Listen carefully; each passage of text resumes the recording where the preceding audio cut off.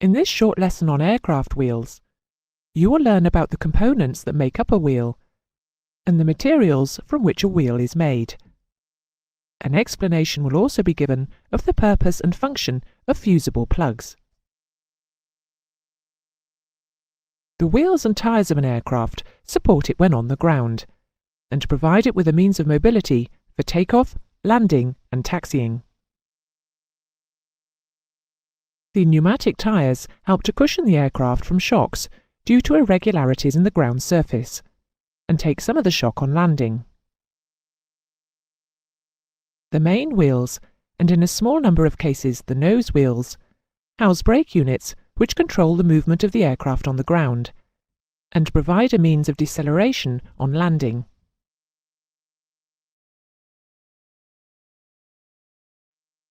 Because aircraft tyres are usually larger and stiffer than the tyres found on cars, wheels have to be specially designed to facilitate tyre replacement. There are two types of wheel in common use. They are the loose or detachable flange type and the divided wheel. Both the loose and detachable flange types of wheel are made with one flange integral with the wheel body and the other a separate removable part, which is machined to fit over the wheel rim. The difference between the loose and the detachable flange tyres is the method by which the removable flange is secured. In the loose flange type, the flange is retained by a locking device on the wheel rim and held in place by the tyre pressure. The detachable flange type of wheel has the flange secured to the wheel body by nuts and bolts. A detachable flange may be a single piece or 2 or 3 pieces bolted together. The advantage of the loose and the detachable flange type of wheel is that the tyre can be changed without removing the wheel from the aircraft. The type of wheel most usually found on aircraft is the divided wheel. It consists of 2 half wheels matched up and joined together by bolts which pass through the 2 halves. The bolts are fitted with stiff nuts, or, if one half of the wheel is tapped, that is to say that the bolt hole has an internal thread cut in it, then each bolt is locked with a locking plate.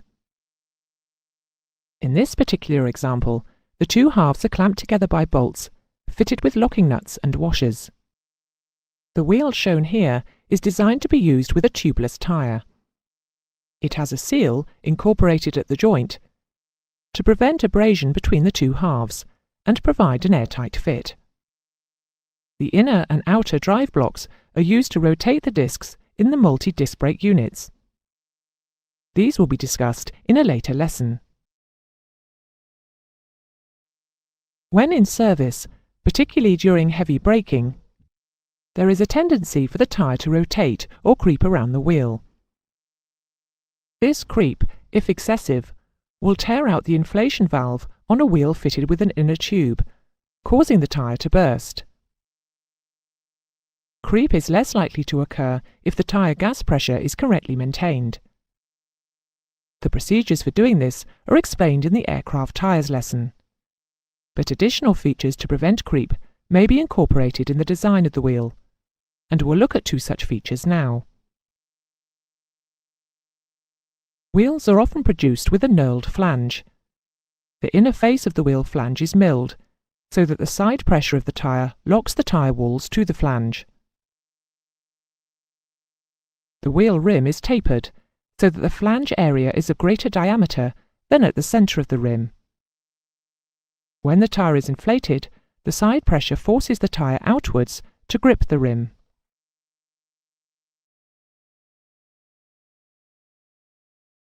Aircraft wheels are either cast or forged, then machined and ground to the required finish. They are made of either aluminium or magnesium alloy. Magnesium alloys are lighter. However, they are subject to corrosion if not correctly treated. And magnesium is flammable, so there is a greater risk of fire. For these reasons, aluminium alloys are normally used, unless low weight is essential. Whichever alloy is used, after initial machining has been carried out, an anti-corrosive treatment is applied, and a final finish using cellulose or epoxy resin paint is applied to each wheel.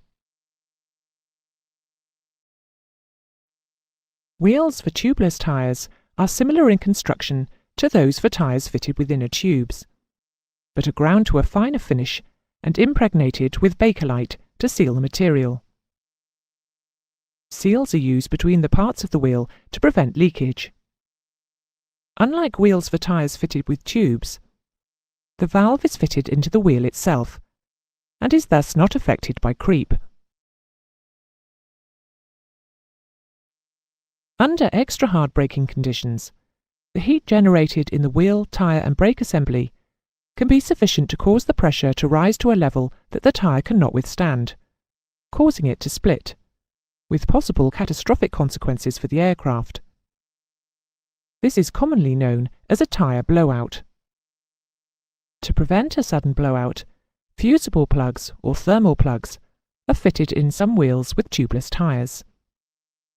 These plugs are screwed into holes in the wheel rim. They are sealed by a piston, which is held in position in the plug by a fusible alloy. Under excessive heat conditions, the alloy melts, allowing the piston to escape. This causes the tyre to deflate in a controlled manner. The important points to be taken from this lesson are related to the fusible plugs. Remember that they are fitted in the wheel rim, and they protect the tyres from explosion due to overheating by releasing the gas in a controlled manner if an excessive temperature is reached.